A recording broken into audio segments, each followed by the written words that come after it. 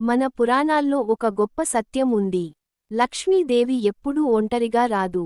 ఆమె రాకముందే అలక్ష్మి అక్కడ ఉండదు. ఈ చిత్రం చూడండి.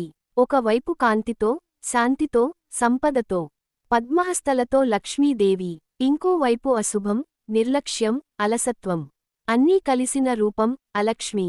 లక్ష్మీదేవి అడుగుపెట్టిన ఇంట్లో కలహాలు తగ్గిపోతాయి, అప్పులు క్రమంగా తీరుతాయి, మనసుకు శాంతి వస్తుంది అనుకోని అవకాశాలు తలుపు తడతాయి. కానీ లక్ష్మీదేవి రావాలంటే కొన్ని విషయాలు మనమే చేయాలి. లక్ష్మీదేవి శుభ్రతను ప్రేమిస్తుంది. అందుకే చెత్తగా ఉన్న ఇంట్లో ఆమె నిలబడదు. లక్ష్మీదేవి నిజాయితీని కోరుతుంది. అందుకే మోసం చేసే చోట ఆమె అడుగు పెట్టదు. లక్ష్మీదేవి భక్తిని చూస్తుంది. రోజూ ఒక దీపం వెలిగినా, ఒక చిన్న నమస్కారం చేసినా ఆమె హృదయం కరిగిపోతుంది. అలక్ష్మి ఎక్కడ ఉంటుంది తెలుసా?